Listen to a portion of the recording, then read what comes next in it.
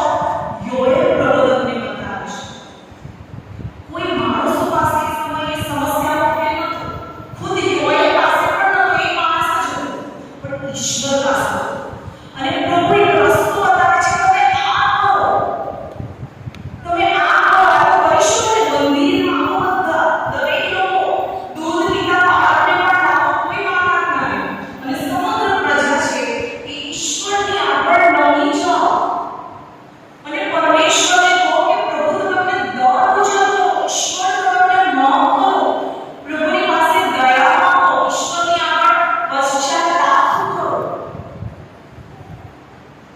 પ્રભુને કહો કે પ્રભુ દયા કરે અને જ્યારે હું કરશો ત્યારે કંઈક બનશે.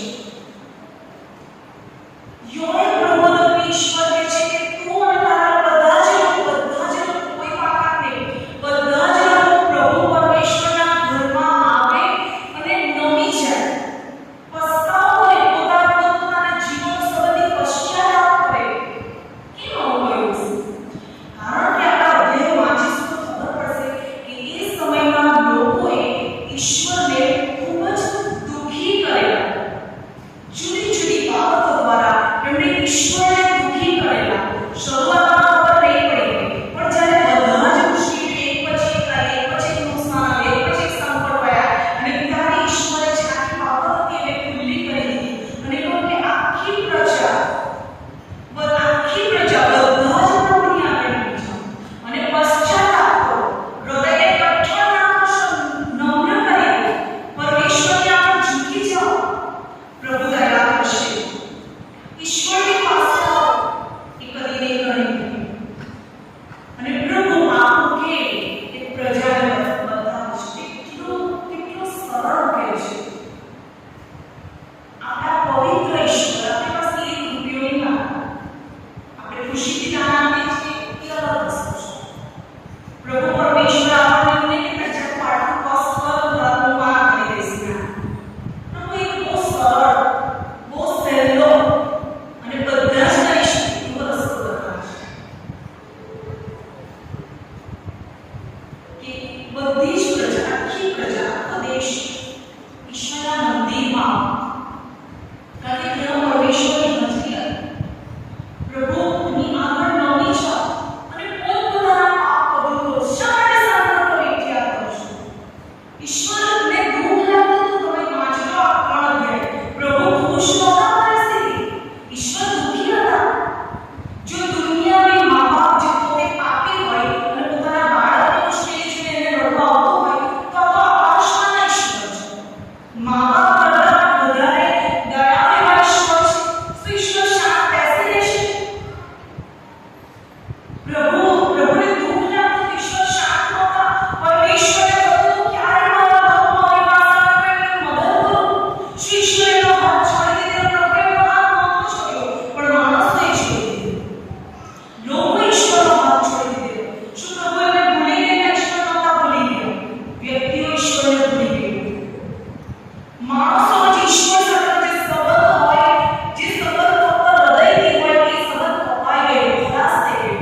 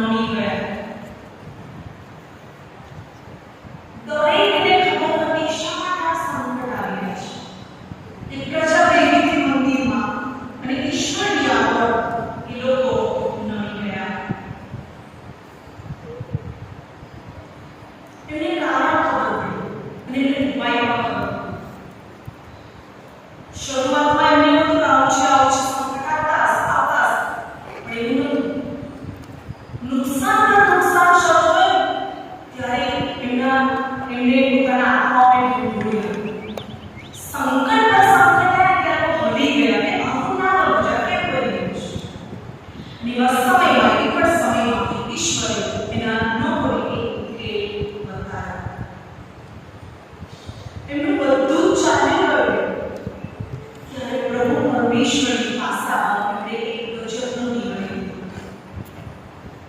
જ્યારે તે લોકો દૂર જતા પણ એ લોકો ઈશ્વરની પાસે પ્રભુના ઘરમાં રહેવા આવ્યા. શું કર્યું હશે મને પશ્ચાતાપ થયો. દરેક લોકો એક સરખી પરિસ્થિતિમાં મુકાયા. દરેક લોકો કોઈ બાકી નહીં. દરેક લોકોએ આખા દેશ માટે દયાવાન, આખી પ્રજાને માટે દયાવાન, પશ્ચાતાપ થયો, રડ્યા પ્રભુના ઘરમાં. એમણે માફી માંગી ઈશ્વરની અને પરમેશ્વરને એ પસંદ કર્યું. બધા બાઇબલમાં એટલું સરસ વચન લખ્યું છે. વચન એવું કહે છે કે ઈશ્વરની પાસે જેઓ આવે છે તેમને તે કદી જ દંડ છે. એવું પ્રભુના વચન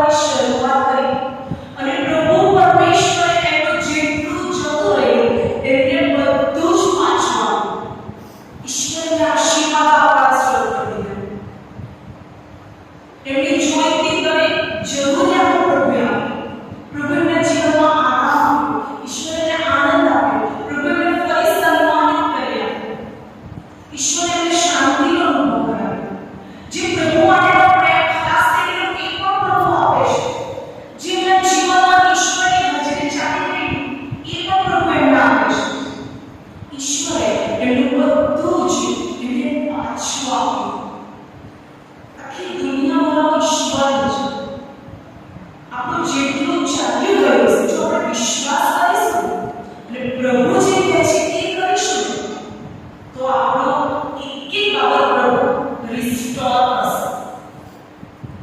તંદુરસ્તી કદાચ ચાલી રહેશે તો પછી પુનઃસ્થાપન કરશે, રિસ્ટોર કરશે, પાછું આપશે.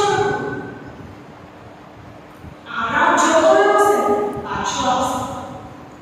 ઈશ્વર એક પ્રજાનું બધું જ પાછું આપે અને એક અદ્ભુત આત્મિક આશીર્વાદ પ્રભુ આપે છે. બહુ અદ્ભુત બાબત છે. તો જાણીતી કલમ છે અને એ 28મી કલમમાં છે.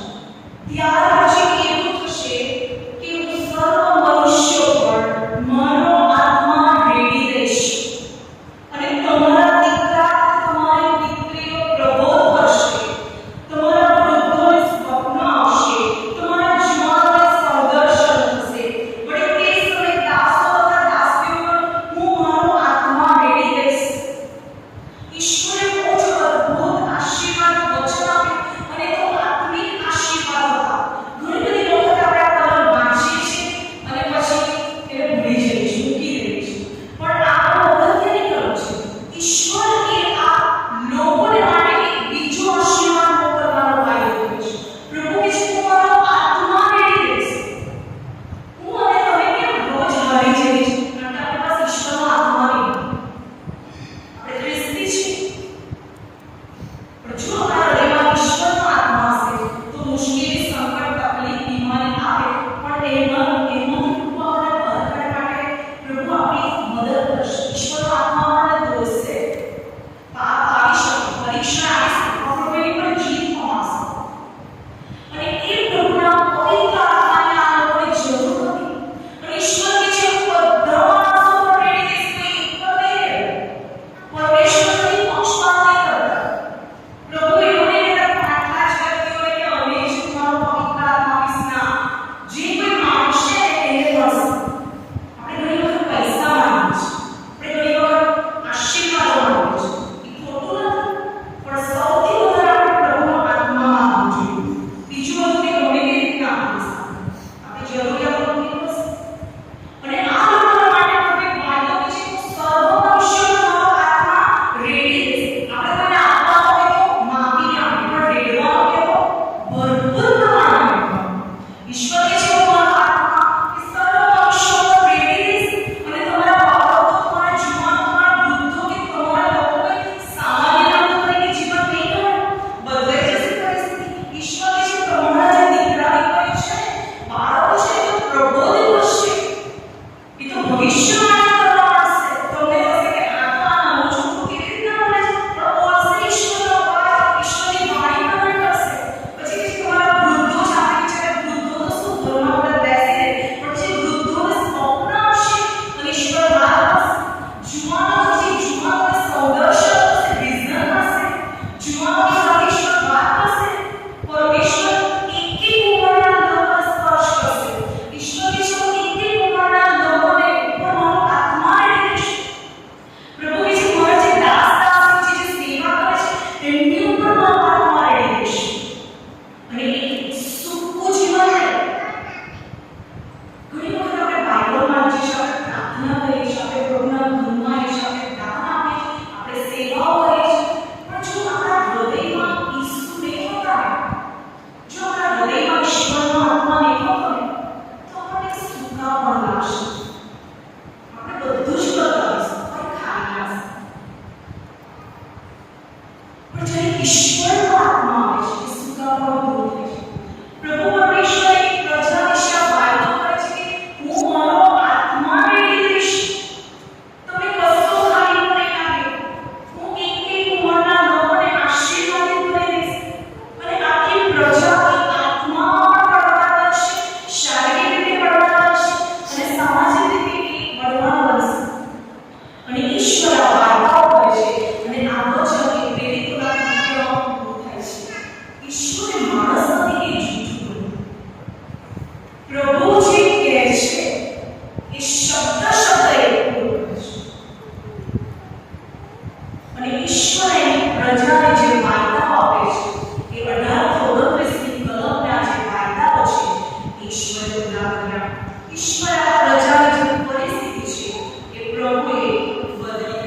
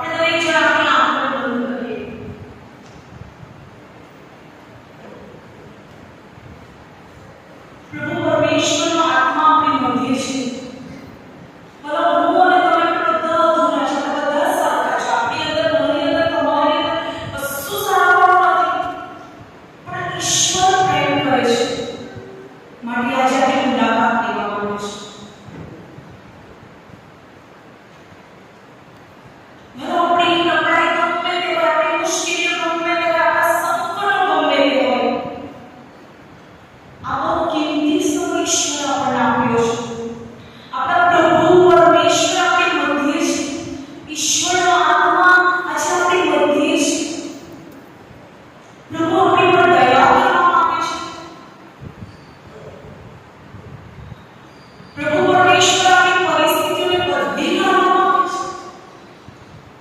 પ્રભુ પરમેશ્વર આજે આપણને આશીર્વાદ આપવા માંગે છે. આપણી આંખોને આપણે બંધ કરીએ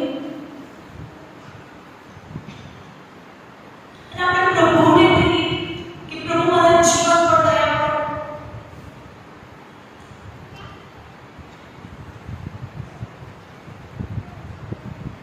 જો કોઈ પણ બાબત વિશે ઈશ્વરનો